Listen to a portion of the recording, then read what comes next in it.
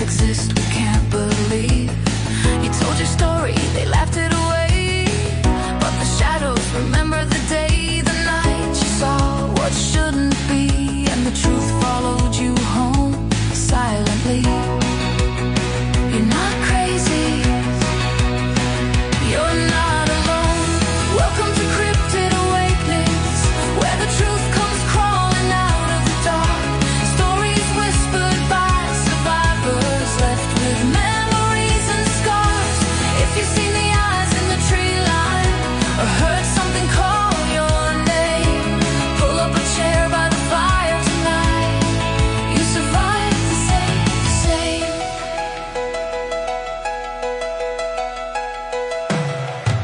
Dogman howls through the hollow hills. Something moves where the forest chills. Sasquatch steps where the moonlight dies, and something ancient still survives. You try to run, you try to hide, but some things walk just outside the edge of what we understand, and they still roam this land. Welcome to Cryptid Awakenings, where the truth comes crawling out of the dark. Stories whispered by survivors, left with memories and scars. Welcome to Cryptid Awakenings. Survive.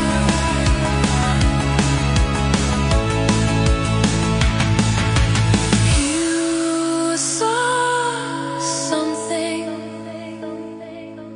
didn't you? Welcome, everybody, to another episode of Cryptid Awakenings. Everybody's probably a little confused because typically Cryptid Awakenings is in our member section. But we've been having a lot of people come forth that's been watching the show, telling us how much they enjoy it and how it's such a good thing that Jen and I are doing. So we decided we're going to bring it out into our main channel. And that's really exciting. It warms my heart. I'm sure it warms Jen's heart. We've shared tears over it during the last show. And tonight, it's going to be a really good show. I was watching our intro, Jen, and where it says you saw something, didn't you? Mhm. That reminded me of the whole reptilian thing that we were just talking about behind the scenes. No doubt. But that's another story for another time. Really creepy Yeah. story. You don't have that thermal out yet? I don't have thermal out yet, but I'll have it out tonight. But anyways, guys, tonight we have a guest that you all got. Everybody knows this man, not just for our main show, but his humor and his obsession with motorcycles. And it's my dad, in case you can't tell. Monster Mike, he is joining us tonight. And I'm really, really excited about this because a lot of these stories that he has wrote about in his books, I never really knew about as a child. I didn't find out a lot about these until I was older. Like, I knew where he came from, knew where he grew up, but I didn't know the behind the scenes stories and the things that he went through as a child. So with that being said, let's go ahead and bring him out. Everybody say hello to Monster Mike. Hello, my I stomach. just want everybody to look at my Oh, bike shit. before. Like I told you guys, it wasn't lying. Just Here we look go. at this. I mean, So But we're hello, down. everybody. How's it going? It's going good. Good. Thank you for stepping in. I know you've been busy with your crazy work schedule. Um, it's been a lot doing 3 shows. We're going. Oh, I just let out a secret. Oh man, oops. 3 shows. And field work has been really busy, so I haven't had a lot of time. Oh no, we lost them. Not a Yeah. lot of time to get people scheduled, and a lot of people are still trying to get used to us. So thank you again for taking time out of your day to come on and tell your stories. Oh, yeah. It's no problem. A lot of my stuff nobody really has heard um, on our channel. That is. I mean, you might have caught me on Creepy Culture Mhm. or on Tracy's show. I mean, I've been on. I don't know how many channels that I've been on, but I've been on a few. And I've told some of my stories and stuff like that, and people seem to like them. I mean, that's what got me into all this years ago. But yeah, I'm happy to be back. If people haven't noticed, I've been away. Probably nobody noticed. I've been away for a few weeks. I'm sure they have because Saturday Yeah. night, I feel like I butchered that show. It wasn't my fault. Mm. It was last minute cancellation, didn't have anybody, and I was in an area with no service. So we did the Yeah, best we it was pretty butchered. I ain't gonna lie. No, actually, it was great. It really It was. was It was good. great. Mhm. But Hi, Donna. Hi, Carrie. hello, Donna. So yeah, you kind of let out a little secret there, guys. We're going to be having a third show. We're gonna have this show on Tuesdays. We're going to have the regular Monsters Unleashed show on Saturday nights at 9 p.m. And we're going to start a whole entirely new show that's going to go a different direction from what we normally do. And it's going to be Monster Unleashes Monsters Across America. And I guarantee it's going to be interesting. Yeah. So, and it's going to be on Thursday nights. So that'll be 3 shows a week that you'll get from Monsters Unleashed. I don't know. I mean, maybe 4. You never know. Oh no, I don't think I can handle 4. 3 Maybe is a 4. lot. 3 is a lot. 3's a lot. It is. We So might have to just start the Monster Network. Be like Lifetime TV. Just be episodes every day, over and over. like a lifetime cryptid movie network. We all need in our lives, for real. Yeah, women would With like if, us. Women love Lifetime. Especially if it's about cryptids. I'm all in. oh Tracy, Lord, look, Tracy, how many freaking accounts do you come in under? I mean, like you could have just had hid there in limbo. Nobody would have knew it was you. I sure would have. I She comes reckon in me. on- But anyways, where do we start? Where do we start? Should we start at the beginning, or you want to start someplace else? I think you should start from the beginning. Yep. Well, I mean, how many people here has ever had deja vu? Chat. I mean, we got a few people in chat. Has anybody in chat? You ever had deja vu, where you relive a moment that you felt like you've lived before? Because I have. I have. A lot of people don't know that my father passed away when I was 9 years old, and like he died in December, not too well, December the 8th, 1984. So I don't know if it was just a dream or if it was a premonition where I dreamt of my father dying exactly the way that it happened. Okay. My father was sick. He had terminal stage 4 colon cancer, And back then, colon cancer was a death sentence. There was nothing they could do for you. But anyways, I'd had this dream, and it was like the week before all of this went down, and I was, like I said, I was a little boy. I had a grandmother that lived in her home, and she was indolent. She was bedfast. Is my computer not charging? Yeah, it's charging.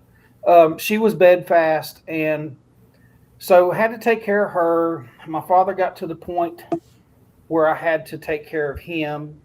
I had a 5-year-old brother at home, and I had to take care of him. And I'm just a 9-year-old little boy, just trying to keep my family pulled together. But anyways, my dad got really sick, and I had to go out of the holler that we lived in and call an ambulance because we had a telephone, but back then it's what they called party lines. Mm. Y'all know what party lines are? Mhm. Trisha, you ever heard of a party line? I don't believe so. I'm just really young. I'm so sorry. We're showing our age. Back then, I don't know if they still have them or not, but back then, like you could pick up the telephone, there'd be somebody on there talking, and it was usually two or three old ladies that got on there, and that was their entertainment. They'd just sit there and gossip and stuff, And you sit there and you'd be like, "Can I make a phone call?" And they'd be like, "Well, we'll be done in 15 minutes." But that's how it was. I mean, so you didn't have a dedicated line; you had a party line. So you shared a telephone line. So it was kind of weird. But anyways, I picked up the phone to call an ambulance, and these old ladies are on there talking and stuff, and I'm like, I need to call an ambulance, and well, what's wrong, honey, and all this stuff, and I'm like, I just hung up the damn phone, and so I ran out of the holler that we lived in, went down to there was a store at the end of the road, and called an ambulance, and the ambulance met me there, and I rode on the back of the ambulance to the house, and they took my dad to the hospital. So my uncle came and got us. And took us down to my sister's house. So it was a couple of days and went by. My uncle shows up at my sister's house, and I'd had that dream. What it was, I'd had that dream while I was at her house. And when he walks in the door, I said, "I know." I said, "Dad died." And he just looks at me with this blank face, and it was that kind of look. How did he know this? And like my sister just was freaking out. But anyways, so I had that dream, and it went down the exact way that I dreamt it. And back then I didn't know what deja vu was or anything like that. Years later I thought, well, that's what that was. So I mean, some people have it, and they say that it's a real thing. Yeah. Your mind is a powerful thing. And, we only unlocked, like, we're walking around only using like 10% of our brain. That explains a lot too. So, but anyways, so after my father had passed, my mom met this guy, and we lived in this little town. She moved in with this guy, and she married him. And the little town was called Thurman, West Virginia. And Trish, I believe you had some photos of Thurman. I do. This is the main part of town there and stuff. And you had the bank, and there used to be a drugstore there, and a restaurant with a hotel and all that stuff. There's a lot of buildings that are no longer there now. That was the old engine house where they worked on the locomotive engines and stuff like that. And there was another building that was right off the side of it that was massive, where they could pull the steam engines inside of it. But yeah. You don't have any of the old home place, do you, Trisha? The only one I have is just Bikini Manor. Oh, yeah, we'll get to that here in a little bit. Yeah, we'll get to that one in a little bit. But anyway, so we moved into this house, and it was an old coal company house, and we lived on the dirt road, and we had like 5 miles one way to a neighbor and 7 miles the other way to the other neighbor, and we were the only little house on this dirt road, kind of like a little house on the prairie, except we had a road and railroad tracks. But it was wonderful. It really was. We didn't have any indoor plumbing. We carried our water. We had an outhouse we had to go out to. So in the wintertime, it was cold. It was really cold. Oh, that's like an hour from you? Okay, Ray. Hours from him. Yeah, Ray's that's cool. is from West Virginia as well. Yeah, that's right. I remember now. But anyways, we hadn't lived there for a year or so. My computer keeps going to sleep on me for some reason. Let me make sure this thing is charging. Huh. But anyway, so we'd only lived there for like a year or so, and everything. And this guy that my mom had married was a very, very mean person. He was mean to her. He was mean to us boys. Well, he was mean to me. He was mean to his two boys too. Beat the shit out of them all the time. And then he started beating on me when I was probably about 10, almost 11. But one night he was sitting there in his chair. He had this chair, and it was right by our big wood stove. We had this big wood stove. It was probably about 4 foot off the floor from, it sat on the floor, but it was a 150-pound warm morning coal stove. And he's drunk, and he's drinking like wild turkey, and he's listening to the radio, and his favorite song come on the radio, and I'll never forget the song. It was by Kenny Loggins, and it was called Footloose. And I'm sure there's a lot of people that's heard that's watching our chat. Mm-hmm. There was a good movie made about it and stuff. But so he's sitting there, he's drunk, and he's banging his foot on the floor. Me and my mom, we were the only two other ones up, and we're in the kitchen. My mom had made some beans and cornbread that day, and I got a piece of cornbread and put a piece of butter on it. And I'm sitting there at the table eating a piece of cornbread and, watching him, and I'm thinking what kind of an idiot he is. I mean, he's sitting there making a fool of himself, and he's banging his foot on the floor and all this stuff to this music. Then this, all of a sudden, boom, something hit the floor from underneath. I seen it when it happened.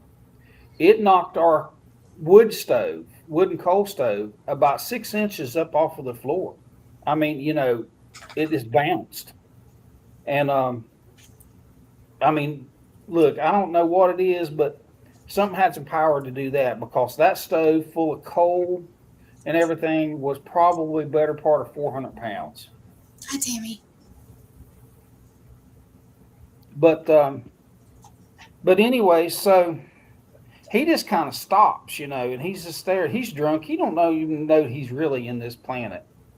And my mom says, go and get your brother. Well, I had an older stepbrother that was still at home. And so I go in there to wake him up. And as I go into my room to walk over to where his bed was, because we only had a 2-bedroom house, and us boys, there was 2 big full-size beds, and us boys shared beds. So there's 4 boys that slept in that room. So I go in there to wake him up, and I'm walking through the room, and there was another loud crash, and it kind of shook the house a little bit, And he raises up out of the bed, and he's like, what was that? I said, that's why I'm trying to wake you up. I said, I don't know what's going on. I said, something hit from underneath the house, about knocked the coal stove over. I said, Mom wants me to get you so we can go and find out what it is. So he goes in, he gets my stepdad's shotgun, and we go outside, and I had this little flashlight, and I kid you not, this little flashlight wasn't much bigger than this vape right here. It took 2 ever-ready batteries and wasn't very bright. I get that flashlight, and I'm going outside, and I'm shining all around. We start our way around the house. When we get around the house, we had this crawl space that went enough.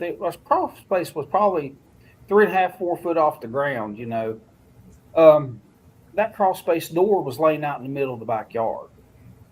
Now, this wasn't some cheap, flimsy door. Prior to that, all that stuff, they were rebuilding a bridge down the road, and my stepfather had got a bunch of lumber that they tore off of that old wooden bridge, and there were 2x8 boards, 2x8s. And he had built that door out of those 2x8s because we were poor. That was free lumber. So that door was heavy. And it's now laying out in the middle of our backyard. So me and my stepbrother, we start walking around there to where the crawl space door is. And he tells me, shine the light. And we walk over there and we're kind of looking underneath of the house. And he looks down at me and he says, go underneath of there. You got the flashlight. And I just immediately hand him the flashlight. I said, here, you got it. I said, you go under there. I'm not going. I'm going in the house. So we go in the house and eventually things settle down. We don't hear anything else. And we finally get to sleep. Next morning, I get up. I'm first one up with my mom. We had an old cold cooking stove in our kitchen. Well, I mean, wood cooking stove. But my mom would cook breakfast on that in the wintertime. One, it would heat up the kitchen area and stuff and all that stuff while she was doing it. So I walk in there and the first thing she says to me, she says, they all called me Bubby when I was a little boy. And she said, Bubby, go in there and look at the floor by the stove. So I walk into the living room and the floorboards is busted up in the house from underneath of the stove where whatever it was had busted the floor up. Now, could you imagine that? Something so powerful to hit that floor that can not only pick a 400-pound stove 6 inches up off of the floor, but it split the floorboards, okay, and ripped that door off the hinges and threw it plumb out into the yard. So that's not the only thing, So all that had happened, and like my stepdad, he was still a mean asshole. I mean, like I said, he slapped around on us when he got drunk and slapped around on my mom and all that stuff. Well, I don't know, probably 6-7 months went by. It was probably midsummer. And we were cutting grass and stuff like that, and my stepdad had hit some rocks out in the yard. And mind you, this man kept really good care of this yard, because he had 3 boys that could cut it for him. So the yard stayed immaculate, But I was gone, and he decided he was going to cut grass, and he hit 3 big old rocks out there in the yard. And he was mad. And I got the blame for it. Said I'd put those rocks out there in the yard. Now, I don't know why the hell I'd have wanted to put some rocks in the yard, but that's what he said. And he made me go out and move the rocks, so I moved them over there. We had rock walls and stuff, so I just took those rocks back up there and set them on the rock wall. Went on about, and a few days later, those damn rocks were back there again. Well, there were 3 rocks, and they stacked up, the 2 rocks and one on top of them. And the funny thing about it was right across from those boys' bedroom. It was right over from our bedroom. That's where they were put. Well, he'd seen them again, and he jumped onto me, and he's like, I told you not to put those rocks. I'm like, I said, I didn't put any rocks out there. Now, if I put rocks out there in the yard, I'd have been the one that had to pick them up. So why would I want to keep putting rocks out there in the damn yard? You know what I mean? Right. So I went and I got the rocks again, and I moved them. And less than a week, the rocks were back again. And they kept putting them out there in the same spot across from those boys' room. And, we moved the rocks 3 or 4 times. And that's when the house slaps started. We were there one night. My mom and stepdad was arguing.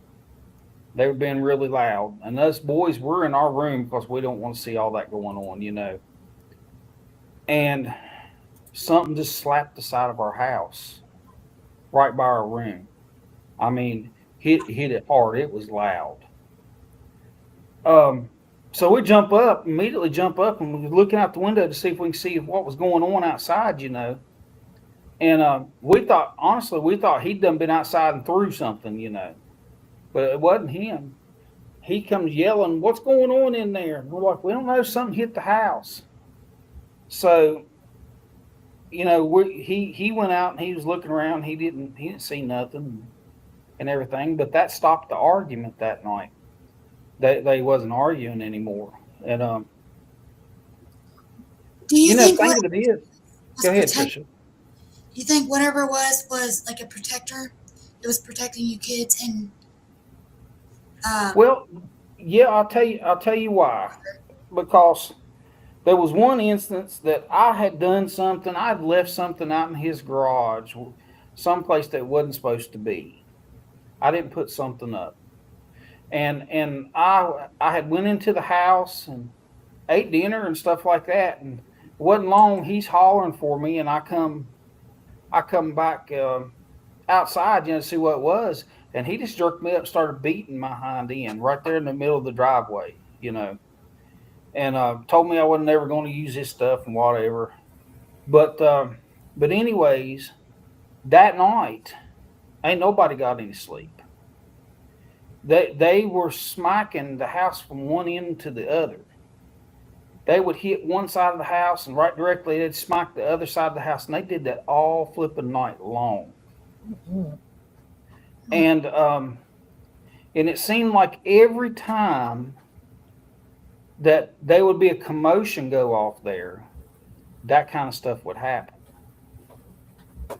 And one night I wasn't home. I got to where by the time I'd got around 14, I got to the point where I didn't stay home very much. I had friends that lived up in the holler, and I had a little dirt bike, so I kind of stayed up in the holler quite a bit, And I guess he had got drunk one night, and him and my mom got into an argument.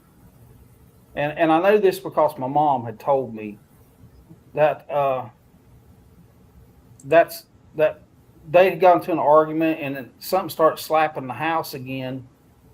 And he got his pistol and he went outside to go and find out what this is. He's going to investigate. She said that he wasn't out there that long, and he come back in and he locked the door, and he went straight in there and went to bed, and he never said nothing what it was. But that wasn't him. He'd drink all night till he passed out normally. But he went in, he went to bed, and she thinks that he saw something. Mm-hmm. Yeah, I was about to say. Me too. She thinks that he saw something. And like I said, I can't tell you exactly what it was, but I can tell you that it was looking out for us. And I believe those rocks was put there to let us know that it was there, and it was staying there.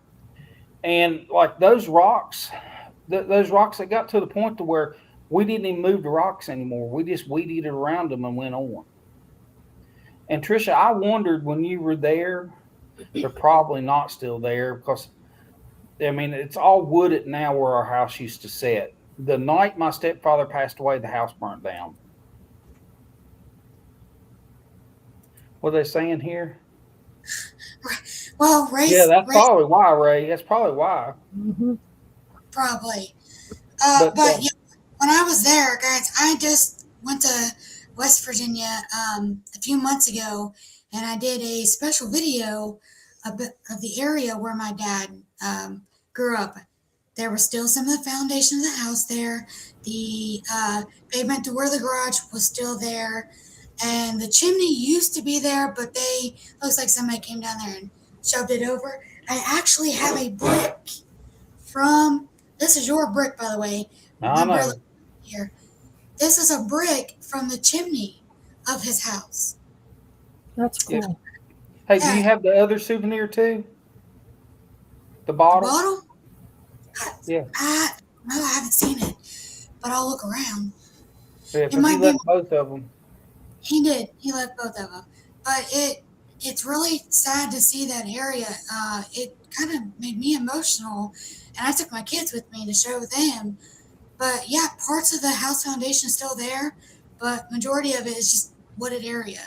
So it was pretty sad to see it, to be honest. It gave me a really sad feeling.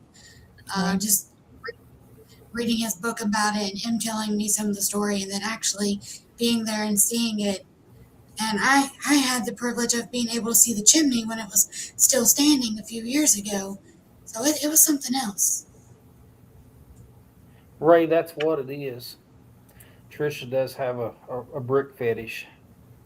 I think it's But funny about that. I see Swamp Dog there asked if anything else was moved. No, there was never anything else really out of place. You know, the reason those rocks got left there, I was just telling you that we left them there and started weed eating around them. The reason those rocks got left there, because one day I wasn't home, he come out there, those rocks were out there in the yard, and he got mad and he took them over there and he slung them in the ditch. And I mean, you know, he's bitching about it and stuff that my mom said. He took them out there and he slung them over in the ditch. Now I always put the rocks back out on the rock wall. And but he slung them over in the ditch, and she said that night that something was beating on the house, and she said they thought they were going to push it. It was jarring the whole house, and the rocks were back the next day, the same three damn rocks. So I believe that we had something watching us, and it knew that the stuff. I mean, I know that it's seen him beating on me out there, and it probably seen him several times. Because, you know, like, we didn't get smacked by your hand. We got beat by a belt and, you know, just anything really they could find to get his hands on. His fist, his belt, it didn't matter. There was no CPS that give two shits about us back then. You know, I was a holler boy. And that's the thing. The government services like that really didn't mess with you in a holler. Ray's from West Virginia. I don't know how old you are, Ray, but back in the late '80s, and stuff. Hell, the deputy sheriff didn't even come down there unless they brought 5 carloads with them.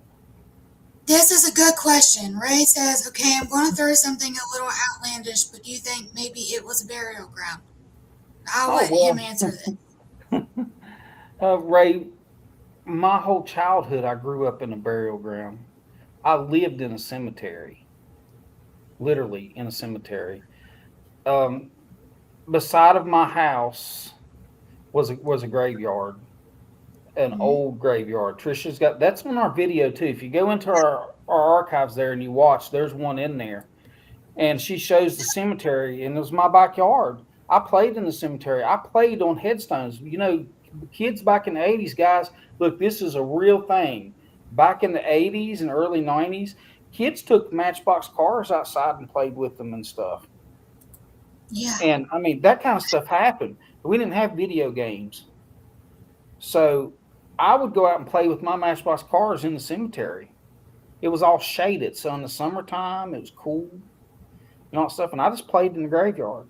Then if you crossed the railroad tracks from our house to go over to where we went fishing at, that was a cemetery there above the riverbank.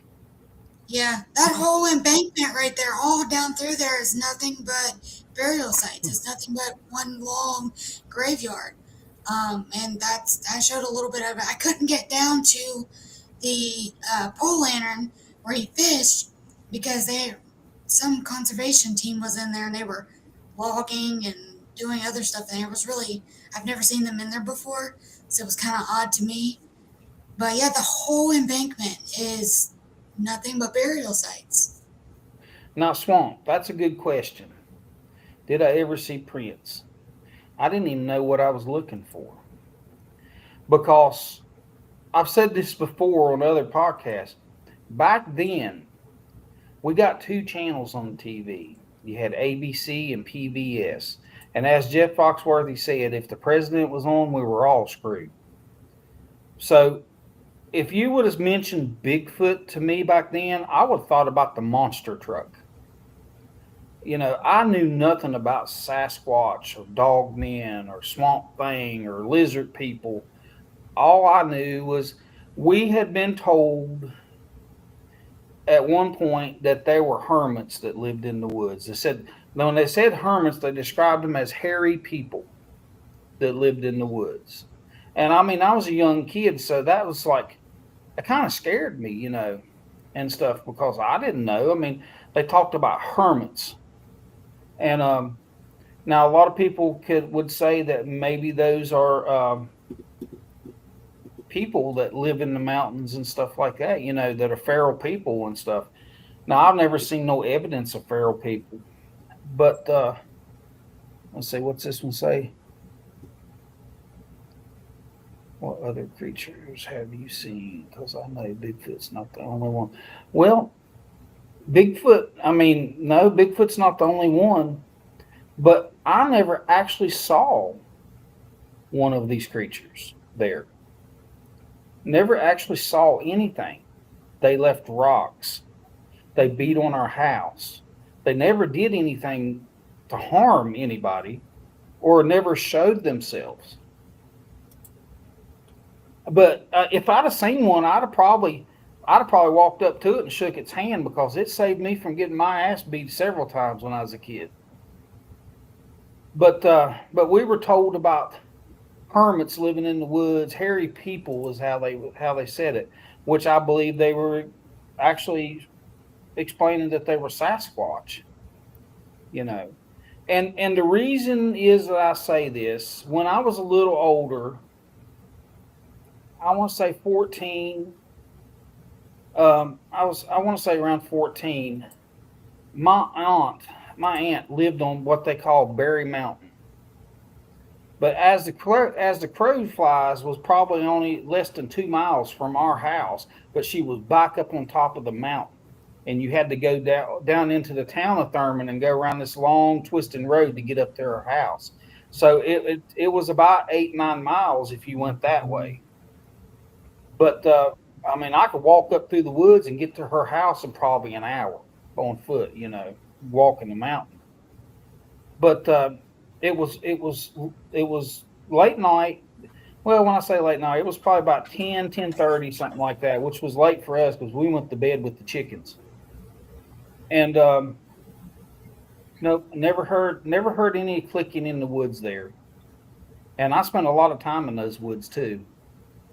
But we were sitting at the house, and back then we all communicated on CB radios and everything. And we had our own channel that we used, as most people did. They'd pick a channel, and that's kind of what they used in their area and stuff. And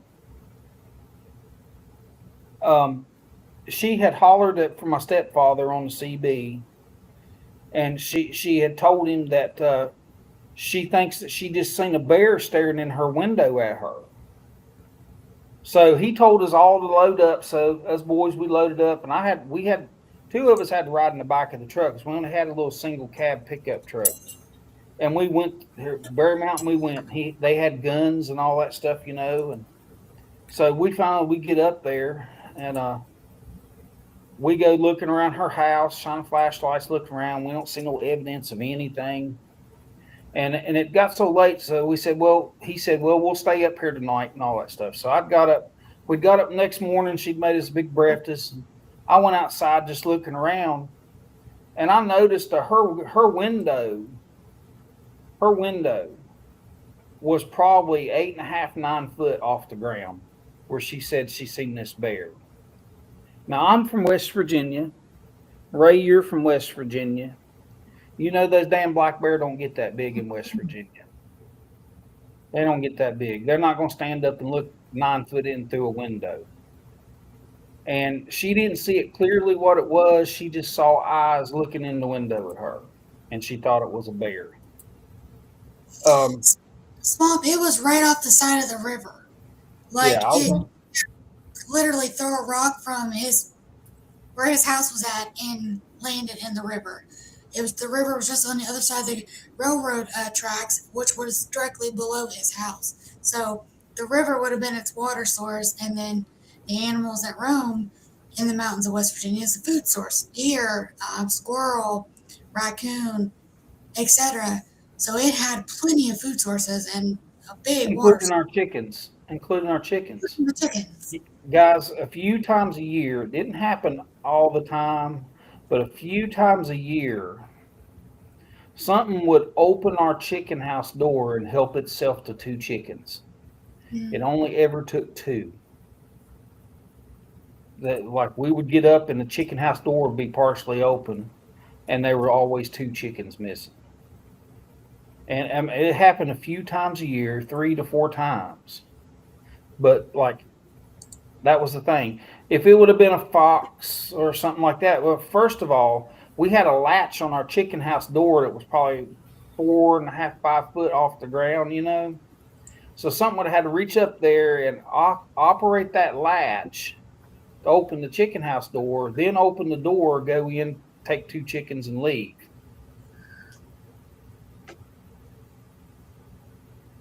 Oh yeah, we found dead animals down on the river all the time.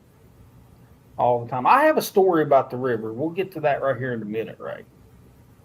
But anyways, so I got looking at my aunt's, at my aunt's house and stuff, and she had some of those what they call hostas, these plants, She'd had some of those around her house and everything, and there at that window, the hostas were smashed down flat on the ground. Something had been standing there, and I'm thinking at that time I thought it was a bear. I mean, honestly, that's what we thought it was a bear.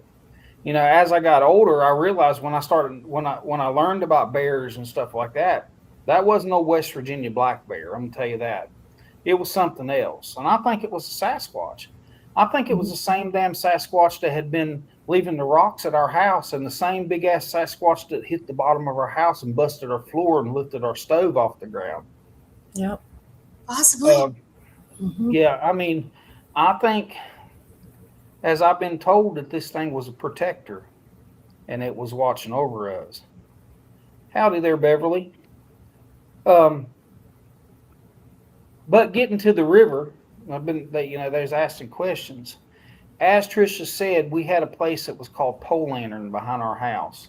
That's what we named it, because there was a sandbar back there, and people drove stakes, railroad stakes, into trees and had to hang their lanterns off of it. So we called it Pole Lantern.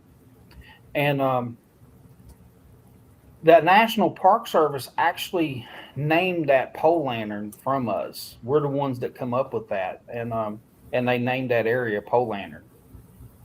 But we had a spot down there that we liked to go fish, and in the summer times, that's what us boys did. We fished because we were poor, and this, the fishing and stuff, that was good. That was good eating for us. If not, we were stuck at eating beans and rice at the end of the month. So we'd go down and catch a bunch of fish, and we always had some kind of good protein. But we went down there one night. It was me and my 2 stepbrothers. It was before my oldest stepbrother left home. We went down there. We didn't have no tent. All we had was a blanket. And we would go down, we'd get us some wood, we'd build us a fire, and we slept rolled up like burritos by the fire. We'd set our poles and tie a string to them, to a big rock so the fish couldn't drag our poles in. And that's how we'd sleep. But so we got down there one night, and we'd got our fire going, we'd got our poles set, and we had bells on our poles and stuff, And we hadn't tied our poles up yet. Because we would tie them up before we'd go to bed. And we were getting ready to eat us something. And we had brought canned food. We didn't give a shit what it was. We'd reach in the cabinet, get it. If there was a can of food in there, we'd just get it out, and that's what we ate. So I might eat a can of corn, a can of green beans or something. That was my dinner that night, So we'd opened our food, and we're sitting there, and it just got really good and dark. Only light that we got is the campfire and that little ass flashlight, And we're sitting there, and we hear a noise coming from way back up in the holler up above where our house was. And it's this loud, it's almost like a howl, noise. We heard it, and we're like, what's that? And my stepbrothers, they're like, well, I don't know. I ain't never heard that before. So we're sitting there, and we're eating, and we hear it again right directly. It probably was about 10, 15 minutes. We heard it again. This time it sounded closer. It was louder, just like maybe just right above where our house was. And it was quite louder. We heard it again. And my stepbrother said, shit, I don't know what that is, but it sounded closer this time.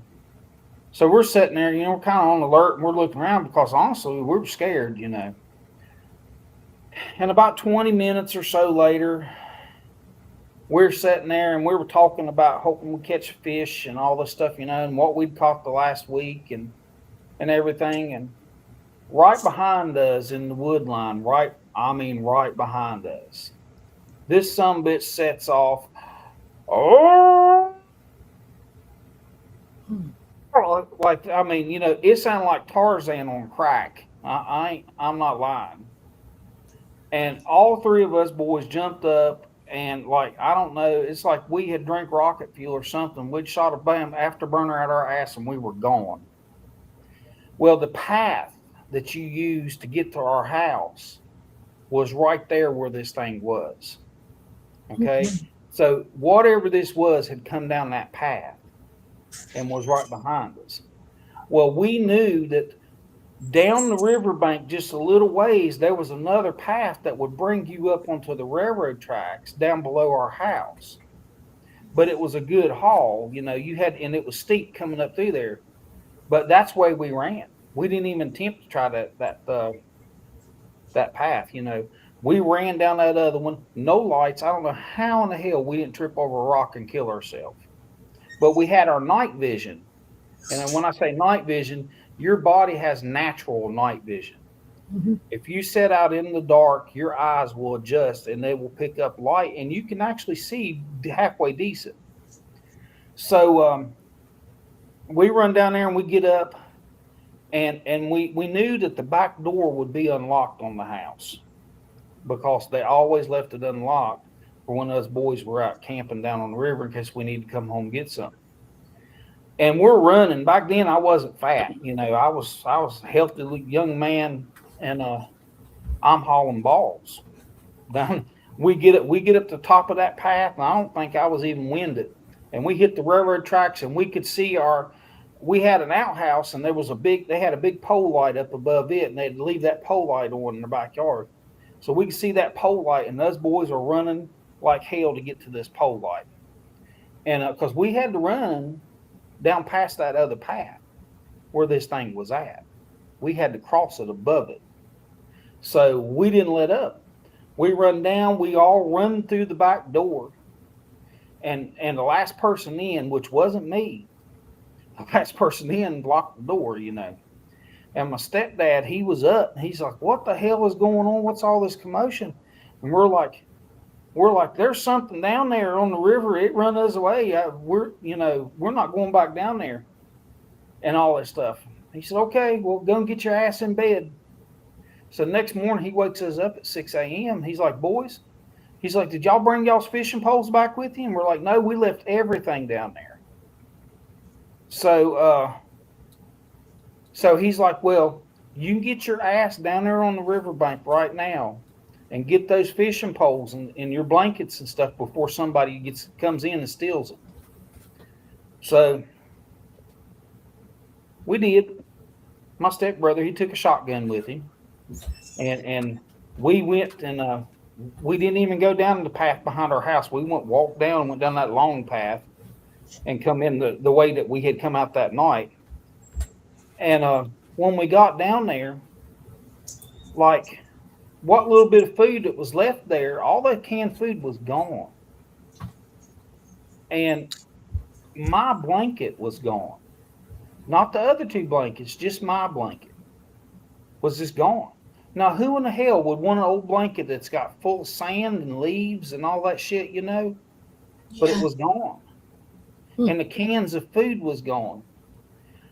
Well, so we're gathering up our stuff, and we go over to get our fishing poles. And our fishing pole, when we looked down, we didn't see our fishing poles. And we're like, oh, man, somebody's done stole our poles. And we walked down there, and our poles were laying up on the bank. But the funny thing of it was the lines were pulled in. They wasn't reeled in. The lines were pulled in, and all the fishing line was laying there up on the bank. It's like something got the pole and just took the line and pulled the lines in. And it was all still laying there. So we got our poles and got our lines reeled up and all that stuff, and we brought it all home. And my mom was mad because my blanket was gone. And but I mean, I told her, like, my blanket was gone, and so was the rest of the food that we had. Because we were supposed to stay there for a couple of days, and fish. And like so, it had took all the canned food, my blanket, but it left our fishing poles. So what human would come in, steal our canned food, one blanket, and leave the fishing poles No and human. pull the lines out of the water? There wasn't Anybody a lot. know? There wasn't a lot of people back in there, during that time. No, I mean, hell, there's not even really a lot of people going there now. But Rick was asking about caves and overhangs along the river. I have not seen any. Now, there's a lot of overhangs up on the mountain, but not along the river that I've noticed. Now, I'm sure if we took a raft and floated from Prince into Thurman, no, actually, I have went rafting through there, and I don't remember seeing any. But yeah, I'm with you. No human's gonna come and take that stuff. And it was probably already dirty, being on the ground and everything. Nobody wants to take like dirty stuff off the ground and reuse it. Back then, their washers and dryers were like those rain washers and stuff, and that was hard work washing your clothes like that. well, what's his name? They were saying that, explaining to him about the dead animals. Now we had went down there several times, and like I was down there fishing. Like I said, I spent most of my summers on that riverbank. Um, either go down there to take a bath in the river, or go down fishing, or just go down there to skip rocks across the water. That's I love the river and stuff. And I love the woods. But I went down there one day, was going to go fishing, and the river had been up a little bit. That we'd had some good rain the week before, and I went down. I'd set up my poles and all that stuff, and the deep water fish, because I was never into plug fishing or anything like that. I always fished with night crawlers or hellgrammites and just whatever, chicken livers. But we got there, and you could smell something, something stunk and everything. So I went looking around, flipped rocks, tried to find some hellgrammites, and I found a doe that was laying there off of the sandbar just dead. And like parts of the doe was ate on and stuff like that. Now it wasn't there 2 days before that. I know it wasn't, because I was down there in that spot. I was down there looking for bait. And I found this doe, like I said, and it had been ate on and everything. And I thought that was weird, but stuff like that happens. Somebody could have hit it with a car and it run down there, down to the water, because, if an animal is hurt, if a large game animal is hurt, it will run towards water. I don't know what it is, but that's the thing. It will run towards water.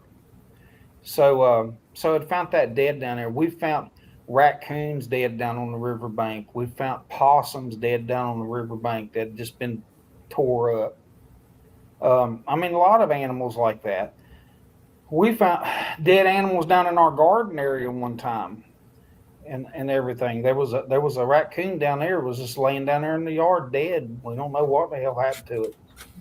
I mean, maybe it was walking, tripped over one of those Sasquatch's rocks and broke its neck. I don't know. But yeah, I mean, a lot of weird stuff happened. So I spoke about when I was around 14 or so. I had a little dirt bike, and I stayed up in the holler a whole lot in my friend's house.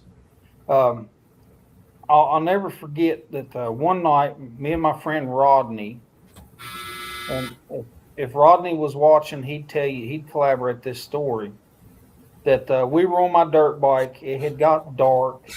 All I had was I had a little headlight on the front of it, but it wasn't super bright. My bike was on 6-volt bike. And we had left my house. It was dark, and we're going to his house. and we're going up this one hill they call it Lasky Hill, and no, Sandplant Hill. I'm sorry, they call it Sandplant Hill. And we're going up that hill, and it was pretty steep, and you couldn't get a run at it because there was a bridge in a curve at the bottom. So you'd have to make that bridge and then take off up that hill. And so we're getting up the hill, and we're just chugging along because, my bike was I had an old Yamaha MX 100 dirt bike. I mean, it wasn't very powerful. It was two boys on it, half-grown men, And we're getting up that hill, and we're almost to the top of it. And there was a couple wide spots on that hill when you was going up it. And it's, like I said, it's dark, and I'm just hyper-focused on the road, and I'm riding, and he's on the back. And all of a sudden, I kid you not, it felt like it was riding in the sidecar on the side of my motorcycle. This thing screamed out at me and him, me and Rodney, from right there. I mean, it was right beside of us. And we almost jumped off the bike. And we probably could have. It was going that damn slow. It was just barely chugging up that hill.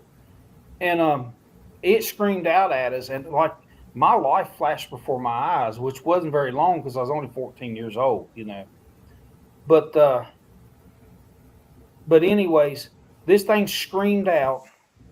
And we took off. I'm like twisting that throttle on that motorcycle. I'm gonna look at it and break the damn throttle cable. But I dropped another gear, and we started making a little bit of speed, and we ran. The nearest house was probably about 1.5 miles away from us, and it was my cousin Jamie's house. And we come there, and I didn't even slow down off the road. I went straight down his driveway. And his driveway dead ends at his house, and I run plumb up onto his porch before I got stopped. And he come out of the house. He's like, Bubby, what in the hell are you doing? I said, man, something's after us. I said, something's after us. I said, this thing screamed at us coming up Sandplant Hill. I said, and I said, and I know it could go faster than we were going because we wasn't going very damn fast at all. And he just kind of laughed at us. He said that was probably a Black Panther. And I didn't know what a Black Panther was. I'm a 14-year-old boy, and I didn't even know what Bigfoot was. But I'm like, what the hell is a Black Panther, And he said, people see them from time to time here in West Virginia, but he said, ain't nobody ever killed one or nothing. And I told him, I said, well, it sure the heck almost got us, whatever it was. But from some of the now, being an adult and know what I know now, from some of the audio stuff that I've heard from Sasquatch and stuff, I don't believe that was a Black Panther. Mm-hmm.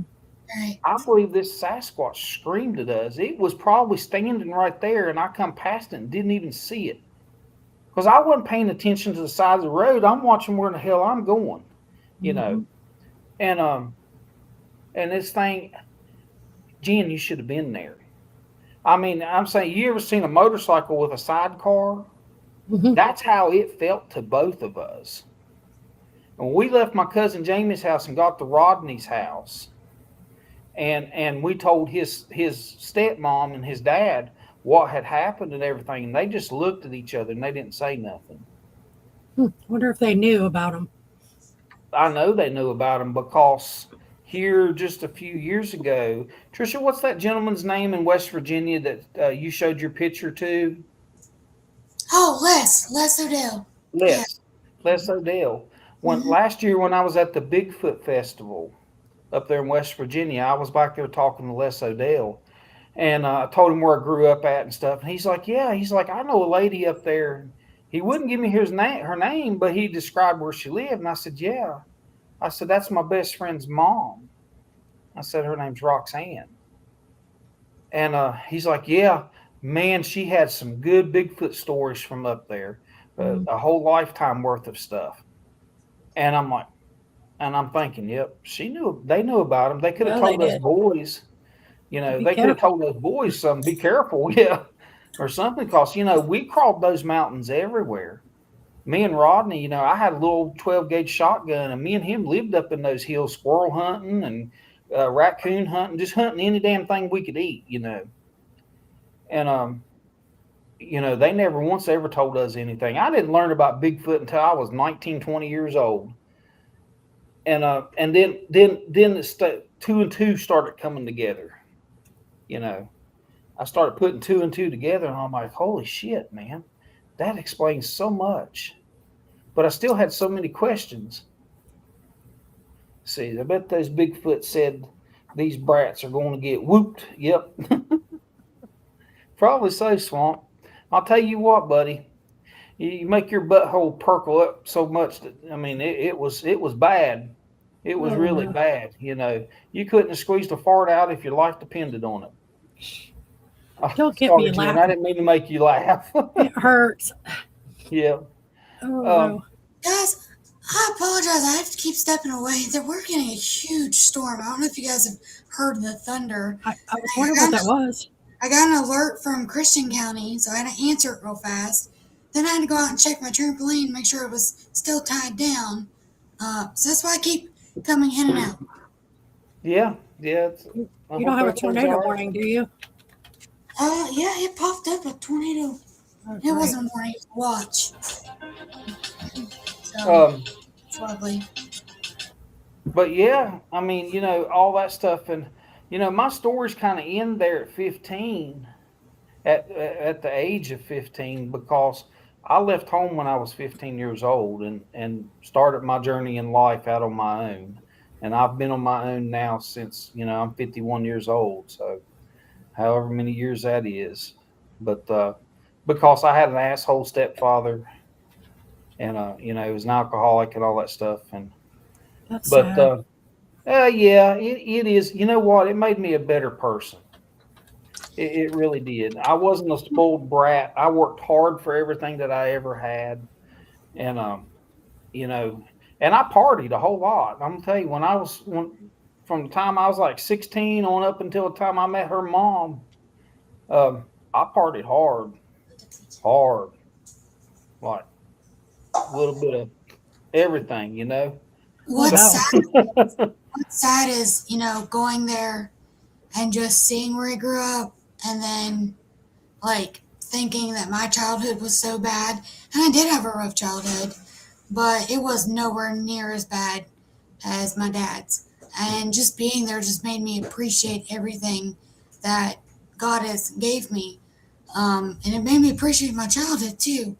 Even though it wasn't bad, it was rough, I'll say that. But he had it rougher than me. And I took my kids and I showed my kids. And I think that's the first time my kids just stayed quiet and just took everything in. And was just this wow factor, wow, somebody actually lived here. Somebody grew up like this. And I like doing that because they needed to see stuff like that because kids these days are spoiled little brats. They have everything. And you know what it really makes me appreciate? What? My bike. It's a motorcycle again. Guys, I told you he's obsessed with the motorcycle. He's obsessed with it. I am. I'll tell you what.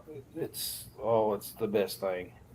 But it makes you appreciate. Well, I'm not just kidding about that bike. It makes me appreciate having nice stuff like that, because I didn't have anything growing up. I barely had shoes. And and you hear this stuff, guys. I didn't grow up in the 30s and 40s. I grew up in the 80s, 80s and early 90s. But it was rough. It was really rough. And not having, I went from losing my father to having the father that was beating me and stuff. And my dad never laid a hand on me when I was a little boy. I wasn't the best kid on the planet, but I wasn't the worst either. And but you know what? To be honest with you, Trisha and Jen, I wouldn't trade that experience for nothing on this planet. Because I could have been a totally different person. Mm-hmm. And I'm the kind of guy, I'll give you the shirt off my back. I'll try to help you as much as I can until you screw over me. And if you screw over me, you're in trouble. Mm-hmm. But yeah, it made me a better person. It made me appreciate the things I have, and I think that's where I screwed up because I tried to give. I'm a father of 6, and I always tried to give my kids the I'm things that I unfortunately. never.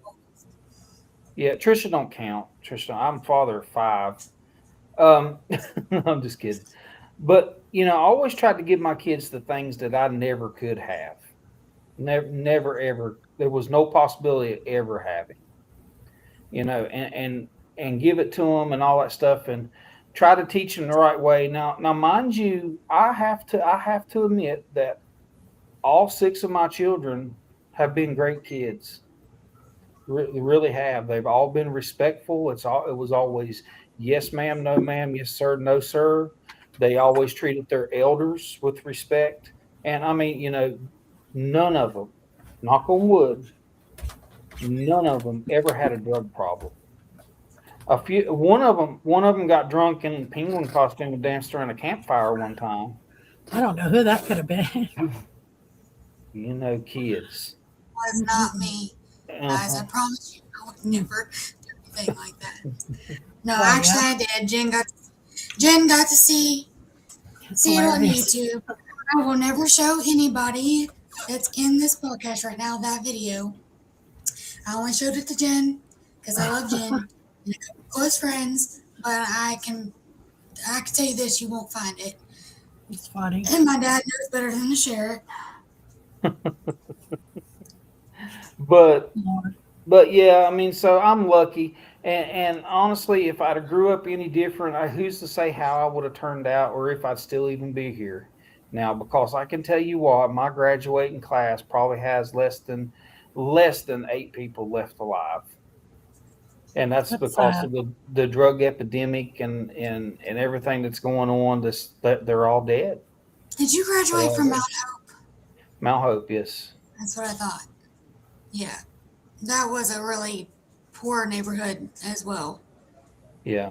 I mean, it was like the Detroit back in the day of West Virginia. Not gonna lie, it was very, very dangerous there. There was a lot of crimes. Guys, I rode the But short bus to school, and that wasn't because I was doing.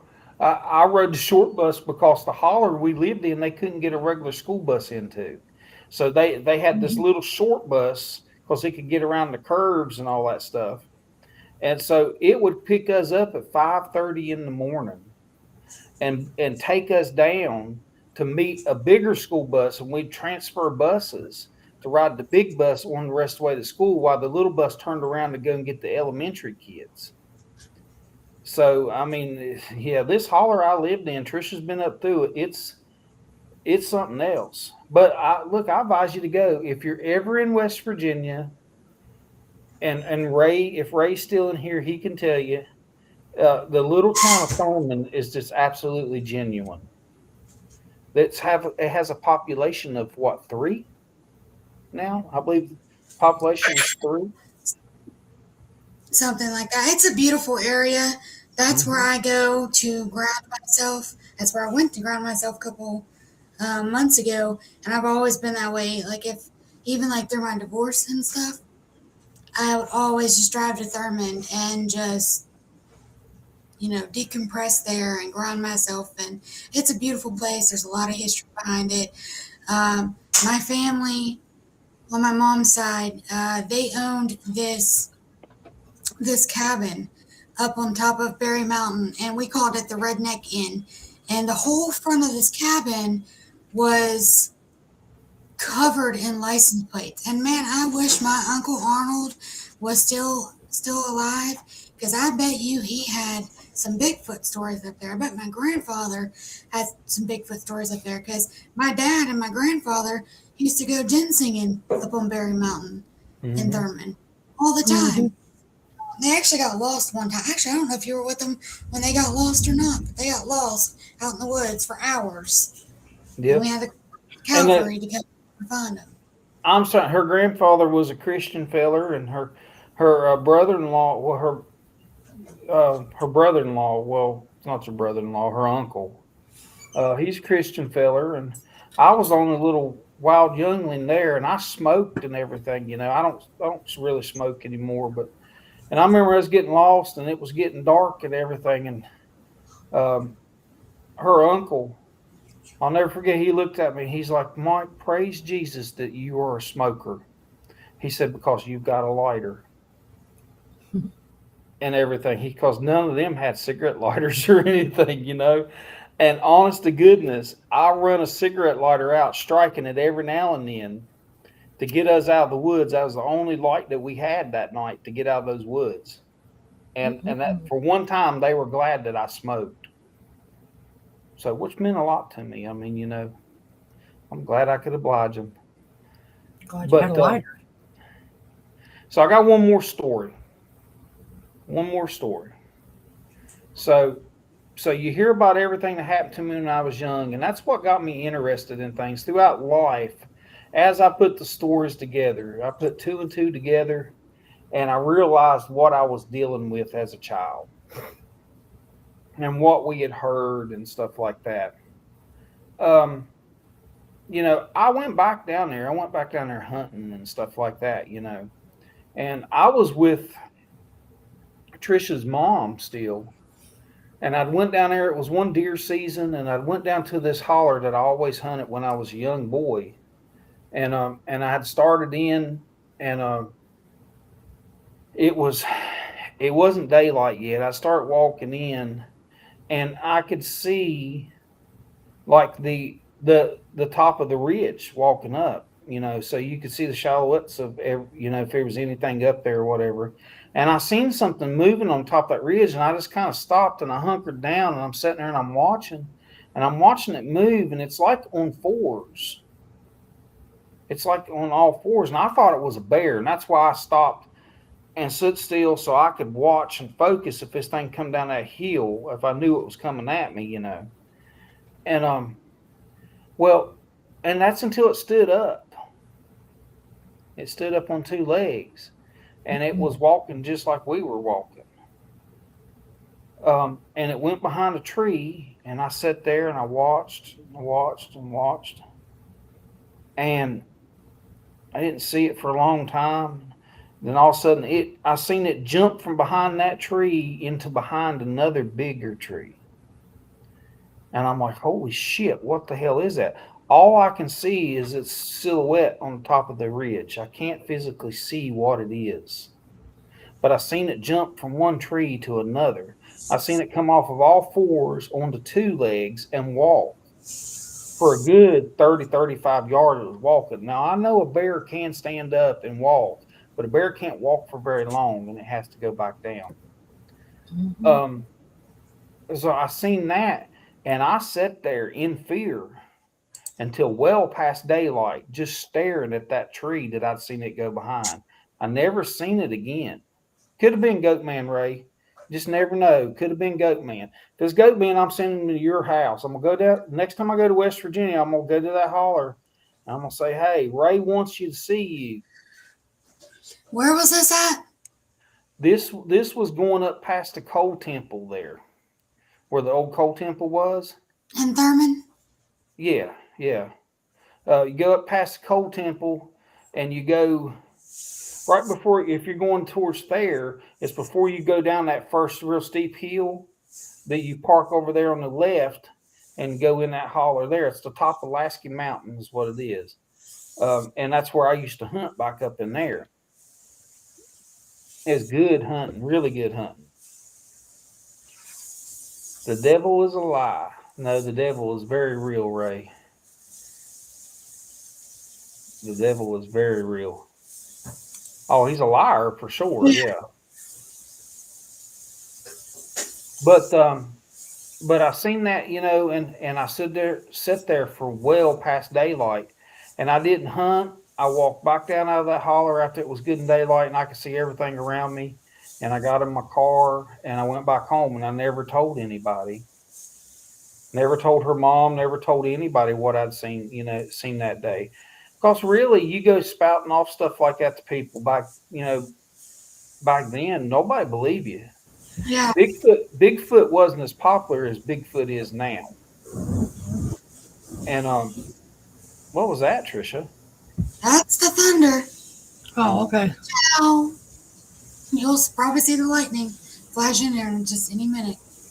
But back in the '90s and stuff, Bigfoot wasn't that popular. Um, Not like it is now. But now you have more. You have social media, and you got YouTube, and you got all these websites and stuff. There wasn't even the internet back then. Yeah. So only real communication you had is if you had family that lived out of state, or if you got the newspaper or your local news. Yeah. And it was a thing to watch ABC World News that came on at 7 o'clock, because it came on local news come on at 6, and ABC World News come on at 7, and we would watch ABC World News so we'd know if we were at war or not. So, but yeah, so that happened, and then that really got me thinking about things, and then after we moved to North Carolina. And Trisha knows about this one. Oh, I don't think it's that people didn't believe you. I think that the problem was that if you said something, it's like you were made crazy. Yeah, you were crazy. Definitely. Yeah. That's exactly what it was. Mm-hmm. Yeah. Yeah. And that's why me and Jen do stuff like this, because ain't nobody gonna call anybody crazy in here. Nobody. I won't tolerate that at all. Mm-hmm. I will treat people like I treat people on TikTok. You call somebody crazy, you're out. See Yeah. ya. Mm-hmm. It's a lot to deal with. It really is. All this stuff that happened to me as a kid and being beat, and then all these weird things happening and everything. I told Trisha when she asked me to do the show, I said, yeah, I said, I can do the show. I said, I've been fucked up all my life. He did. And it's true. It's true. Things like this fuck with your head, especially after you realize what it really was. Mm-hmm. Growing up and didn't know, you think things are the boogeyman.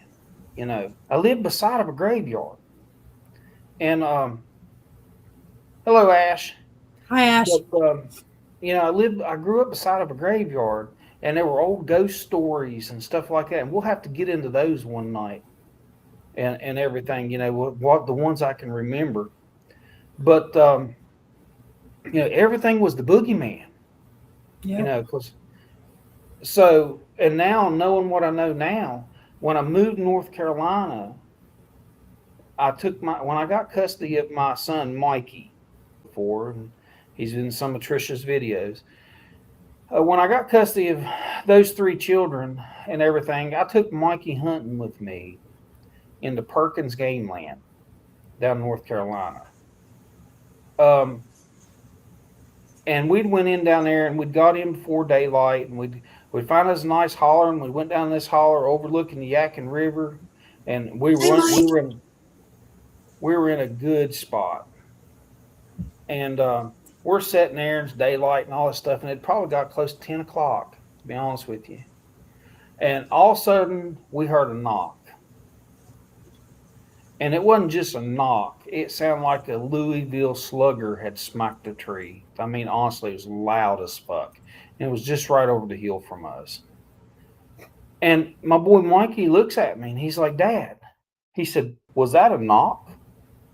And I was really surprised, because he would know what a knock is, And I said, yep. I said, that's what it sounds like to me, son. And I got up and I walked over and I looked down in that holler, and I didn't see nothing. And I seen no evidence of anything, a tree limb broken, laying on the ground or anything like that. It was just a knock, and it was no more. And we stayed there for probably another half an hour or so, and we start working our way out, and we get back to the dirt road that we'd come in on. We get back to that, and we unload our deer rifles and stuff, because where I grew up in West Virginia and stuff, like, the law is there. You can't have a loaded rifle on the road at all. So I unloaded my rifle. I'm not used to hunting game lands. I never had to hunt game lands growing up. So I didn't know that the rules were different on the game land. And so we had unloaded our rifles, and we're standing there and talking. we heard this loud crashing noise, and we looked up, and there's a big high wall there. I mean, it's almost completely straight up and down. And this huge buck was coming off the top of this high wall, straight down towards us. And like we both whip our guns up and we're trying to throw shells in it and everything, because I'm gonna shoot this damn deer. And this buck seen us, and it turned around and started scurrying, trying to get up that bank, and it made it up on top of that bank while we were trying to get our bullets out of the loaded gun. And it ran the opposite way from us, wide open. But this deer had come off of that thing wide open too. I mean, it wasn't that it just like moseyed there and tried to fall off a cliff. This deer was running full speed at this. Well, I didn't think anything about it at the time. And like we're disappointed we'd missed out on this deer. And I told my son, I said, I know a holler that would take us down and bring us in the way that deer went. I said, if you want, I said, we'll go down that holler. He's like, yeah, let's go. Maybe we'll see it, So we went out that way and went into this holler, and I found us a spot where I set him up on a stump there overlooking that whole hillside, because I was really hoping that he would see it and shoot it, And, so I went up probably another 100 yards from him. We had walkie-talkies, and stuff. And I went up and I sat on another area, and as soon as I'd sat down, I mean, it was almost as soon as I sat down, we started hearing this howling noise. And if you've heard the Sierra sounds, you'll know the howling noises that we heard, because it sounded almost identical to it. And my son will collaborate this. We'll bring him on here anytime. He'll tell you. Well, I think he's told his story on here before, hasn't he, Trisha? Yeah, just 1 second. So I got the notification that we're live on TikTok right now. Didn't even know it.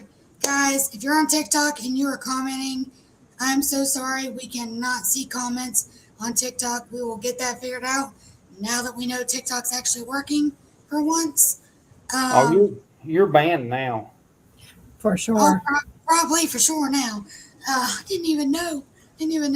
But again, guys, I'm sorry. We are not ignoring your comments. We just can't see them. I have my phone sitting beside me. So now that I know, I will kind of monitor that chat. I just wanted to apologize. It's just or they can come over to our YouTube and check us out on YouTube where we can see come on over to our YouTube. It just now alerted you, Trish? Go to YouTube.com. An hour and 20 minutes in. Okay. Yeah, guys, go to YouTube.com and at the top, just type in @monsters_unleashed, and you'll be able to find us. Oh, Scott and Sheila stopped by, and we missed it. And I didn't see it. I'm so sorry, Scott and Sheila, if you're watching this. I apologize. We didn't even know that this was TikTok Live until I just got the notification an hour and 23 minutes in. So I do apologize, guys. Let's see, my phone say anything? It's showing TikTok at the top of Restream. Yeah, I see it up there now, but I didn't see it. It wasn't up there earlier. So it wasn't? I didn't notice it. It was only two. My YouTube, your YouTube, my Facebook, and your Facebook. Huh. But anyways, it was Twitch. We heard. Yeah, she hit TikTok instead of Twitch. Oh, okay. Twitch is not up there. Oops. But in my defense, TikTok hasn't been working, so I don't know. TikTok's been weird. I don't know. Ash said he didn't get no notifications. notifications. You guys caught on that we wasn't responding to TikTok, and you guys came over from YouTube. That's great. We appreciate it.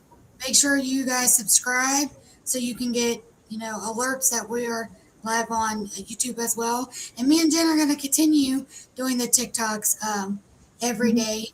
But we encourage for you to see our full lives and videos and all the work that we do in the field on our YouTube, to subscribe if you would not mind. Yeah, all the footwork is on the YouTube channel. Mm-hmm. All the footwork's there. There's all kinds of videos you guys can watch for free. Um, but anyways, so I'd heard these sounds, and we're sitting there, and I'm like, this is bone chilling. We're hearing these, and it's just constant, over and over and over, and it went on for 25, 30 minutes, and and I'm talking to Mikey on the radio, and then the sound like stops, and then it fires off down by Mikey. And I'm told Mikey, I said, do you see anything on that hillside? And he said, no, I don't see nothing. He said, but I can hear it. And then like it was like they was communicating to each other. You would hear it down by Mikey, and then you would hear it over there in front of where I was. And it sounded like it was just over the next ridge in front of me, and I almost got up and walked out there. And so after we're sitting there and had been doing this for a little while, we heard another one. It started making a noise back over behind me, over and across the creek.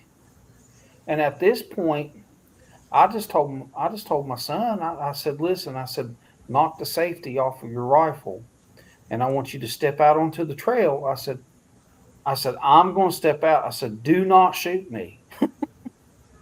I said, but I'm going to step out. And I said, I'll watch your back and you watch mine as I'm walking to you. And that's what we did the whole time, or the whole way back out of there, is we did the buddy system. We watched each other's back. One would walk so far, turn around, vice versa. So, and that's what we did all the way till we got to our car. And Mikey and I never went back there. Now, I plan on going in there for a Bigfoot investigation. But Mikey, my boy Mikey, I don't know if he'll ever go back or not.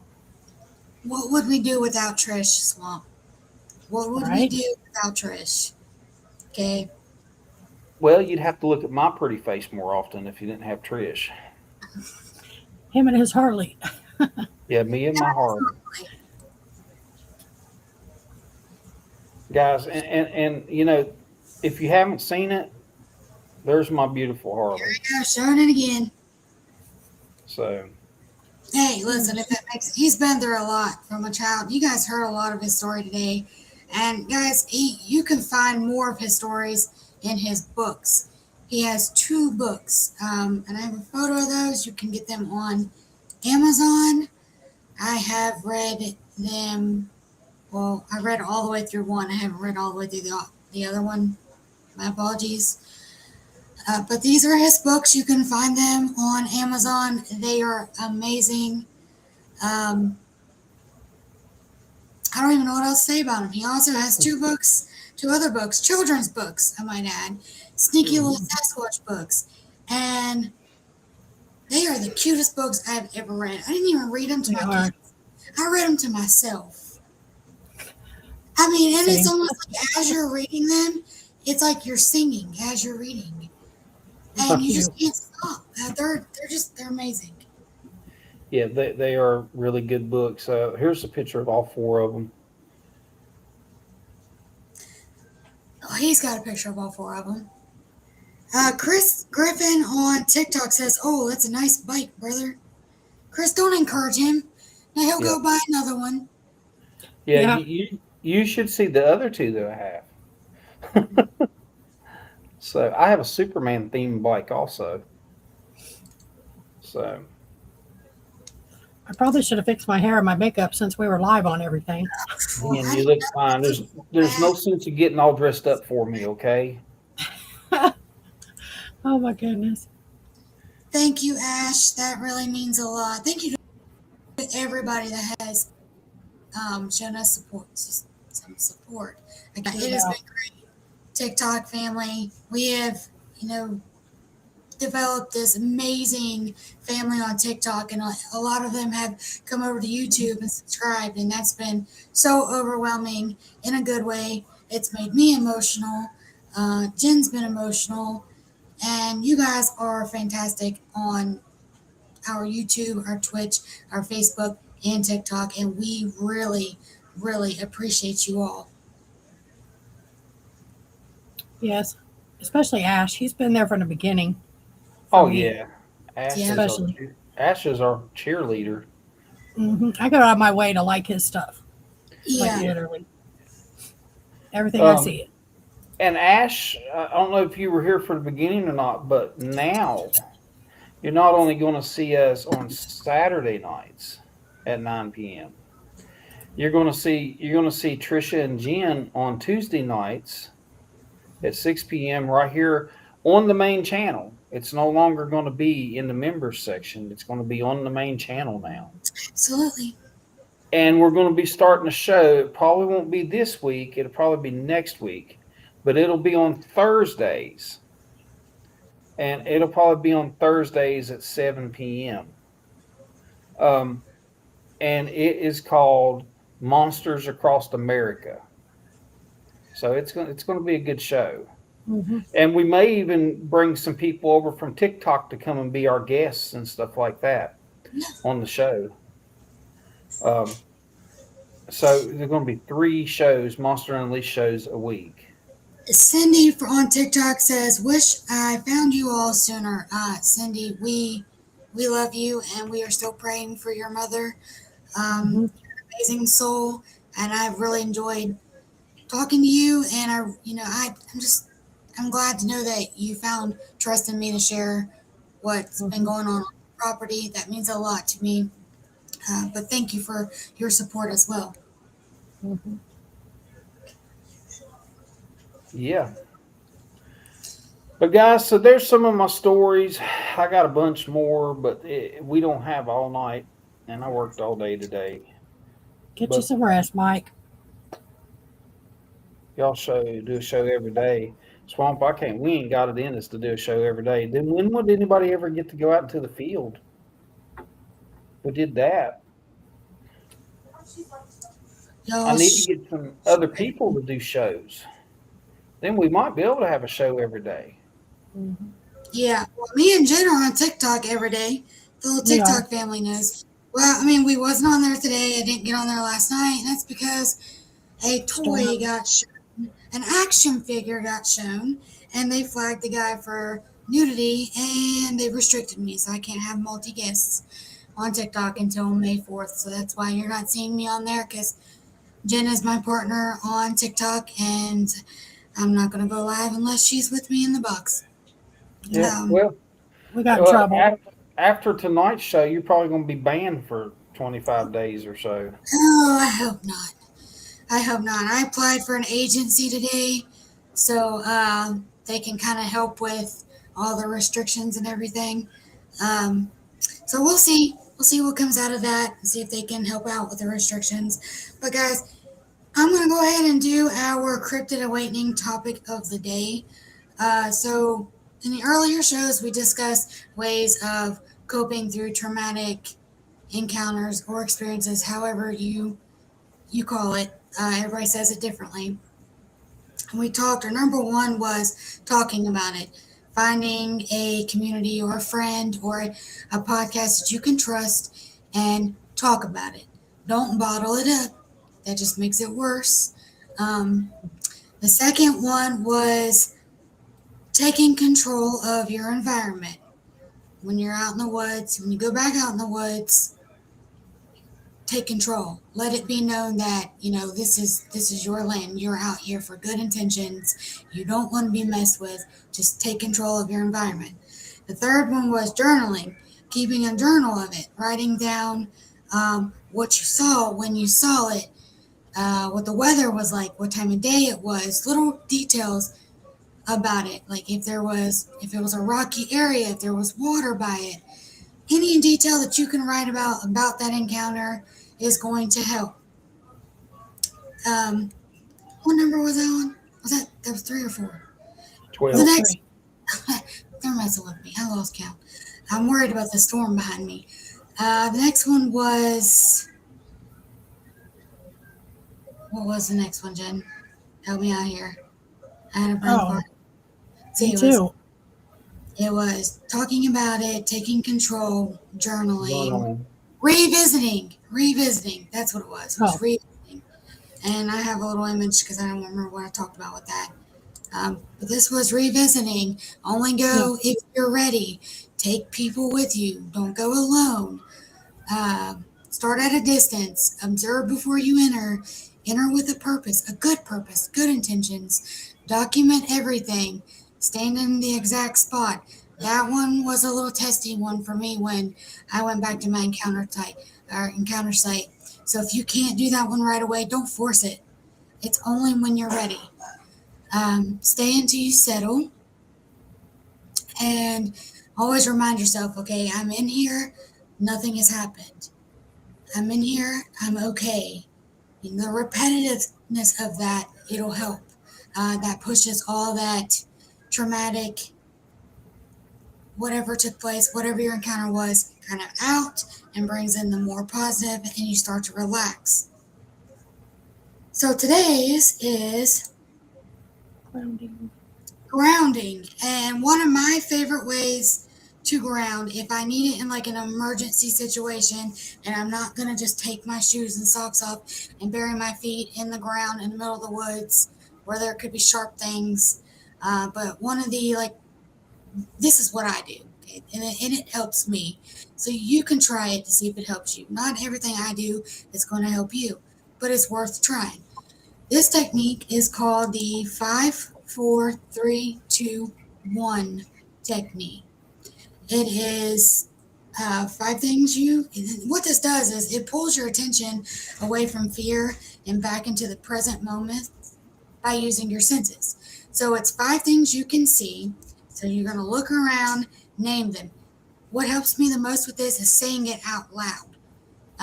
So like you'll say like a lamp or a tree or the sun or birds. Then it's 4 things you can feel, like physically touch. 3 things you can hear. 2 things you can smell, or you can think of, your favorite smells if you're not really smelling anything around you. And 1 thing you can taste. And why this works is it interrupts panic loops in your brain. It slows your heart rate by shifting focus. It grounds you in reality, not the fear or memory. It gives you a sense of control when things feel overwhelming. And that's like I was saying, like some of the tips is say the items out loud. And if you have to repeat them, repeat them. And touch the objects. Pair it with slow breathing. At like 4 in seconds and out 6 seconds. And practice it even when you're calm, so that way when you're using it in these emergency situations, it's easier. So if you get out there and you have another encounter and you're triggered by it, that's your emergency situation. Use it. But if you practice it prior to that, it'll come easier and more natural for you to do the 5, 4, 3, 2, 1 method. So I do that when I have anxiety. Yeah, it works. It does help with anxiety a lot. I will leave it up here if anybody wants to snap a photo of it, or if you would like me to send this to you, just shoot me a message and I will send it to you. This way it helps. And there's other ways to ground. I just wanted to pull up one way that I've used in an emergency situation, because if I had time to take off my shoes and my socks and just bury them in the dirt, that's what I'm going to do. Me too. But when you're face to face with something that should not exist, don't run for one. But try to do something like this. I mean, if the situation's really bad, obviously slowly back out of there. But having some anxiety going back in, this is a perfect way to start with grounding yourself, even after the encounter. That's just my opinion. It's what I've used. It's helped me. Jen, it seems like it's helped Jen. I'm sure my dad's had to use it at one time or another. I know my kids use it for anxiety. My son saw a dog man in the lane between the lakes. It caused him to have a panic attack. This is what we resorted to, was the 5, 4, 3, 2, 1 plan. And it helped, along with his inhaler, but this really helped. Yep. Or you can do wind therapy. Guys, if you've never done wind therapy, I advise you to go and buy a Harley Davidson and get on that thing and do 90 miles an hour. And it's the best therapy there ever was. Or that, guys, I guess, Yeah. if you got like It'll make you Therapy. forget about everything. $1,000 to go buy a brand new motorcycle. Mhm. But I will agree, wind therapy does help. Yep. I was checking the comments real fast. Doing Also, anything you love helps. That's also therapy, grounding yeah, yourself. Yeah. So, Yeah. yeah. whatever that is. And rubbing stones. I like getting rubbing stones. I would go to the powwow that they would have in El Paso, and they would have rubbing stones, and I would get those. I love rubbing stones. Uh, Speaking of trauma, I can't even talk now. I'm so sorry, guys. Um, I've spoke about this on TikTok a lot, but I don't think anybody on YouTube or Facebook has heard me talk about it. In 2019, I had a gas can that exploded on me, and my children watched this happen, and they are still having issues from seeing it. And I had a charity group called Scares That Care that donated some things, some items. It was right before Christmas to my children. And they blessed me with a $10,000 check. Uh, that Kane Hodder, if anybody is a horror fan, Kane Hodder presented me this check. Granted, he was on FaceTime, but he called my phone and I got to talk to him. With that being said, after all that happened, and seeing what they did for my kids to put a smile on their face, it made me want to give back in some way. And I hadn't since then. I was waiting for like the right moment, something that really hit deep.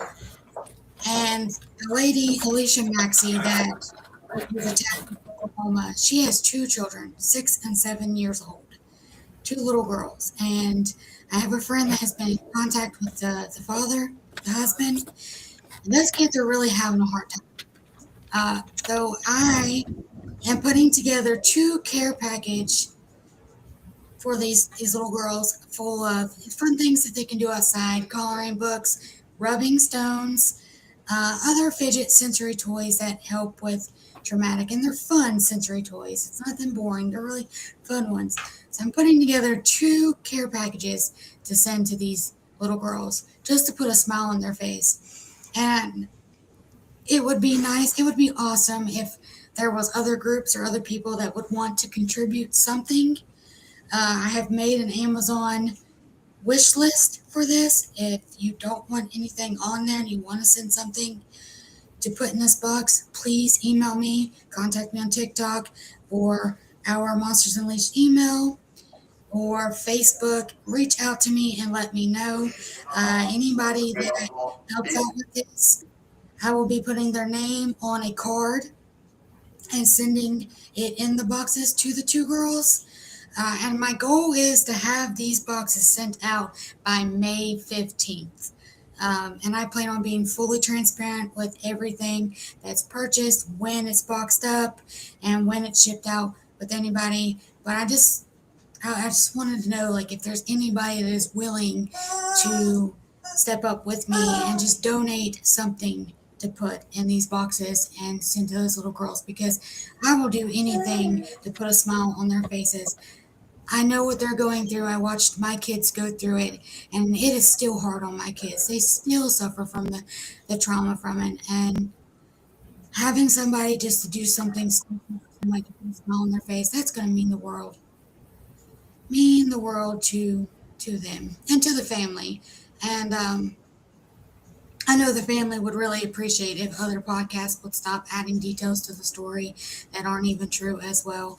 Guys, it, let's not make a big deal out of it. It is a big deal, but that family doesn't deserve to hear, you know, remarks added to the story that aren't even true. They don't deserve that. They deserve to have peace. They deserve to be left alone. I know a lot of us think it was a dog man that attacked her. Okay, and that's fine. Think what you want. Don't do a show on it to benefit. No, unless you're doing a show to help raise money for her, or do a show like how I'm talking about sending two care packages. That's different. But there are people out there make making stories about it that aren't even true.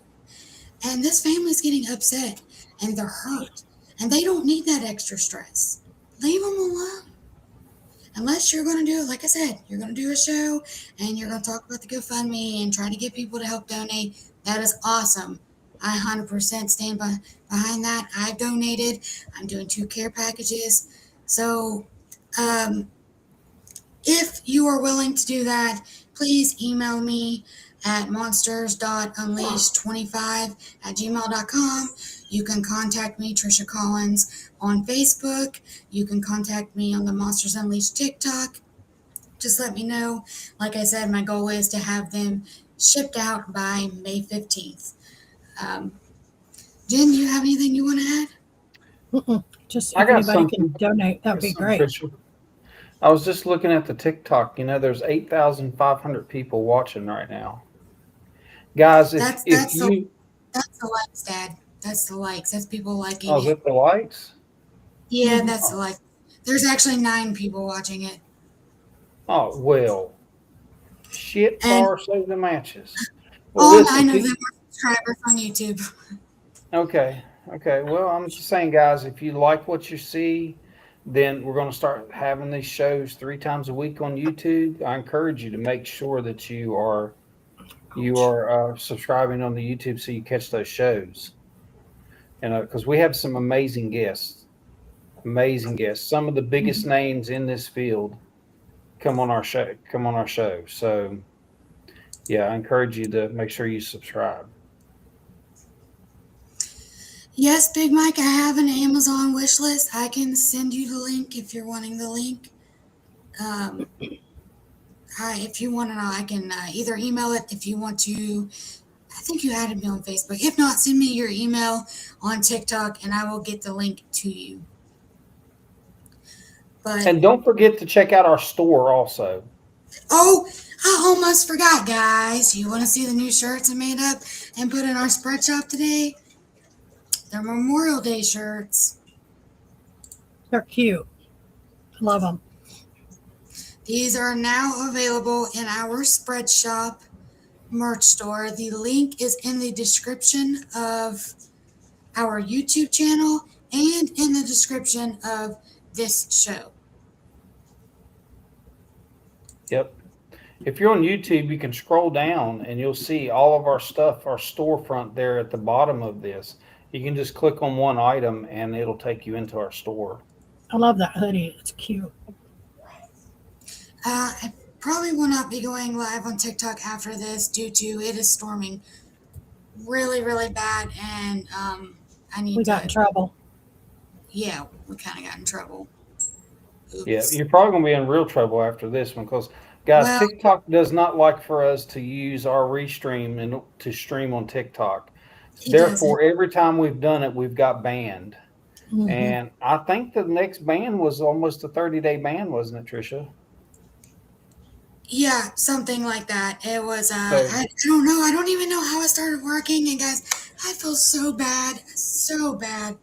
But hey, we know it works now. So yeah, that's. I saw it. I thought it was Twitch. It was TikTok up there. I guess I clicked TikTok and not Twitch. Oops, I'm sorry, but at least now we know it works. I just feel bad that everybody was in here chatting it up, and we missed Sheila and Scott Granger. But anyways, guys, I will let you guys go for this, the evening. If you're having storms right now, please be safe. Again, let me know if anybody wants to help with the care packages. Make sure you're subscribed to Creepy Culture, to Monsters Unleashed. And we will see you guys Saturday at 9 p.m. Eastern Time. So with that being said, have a nice night. See you guys. Thank you.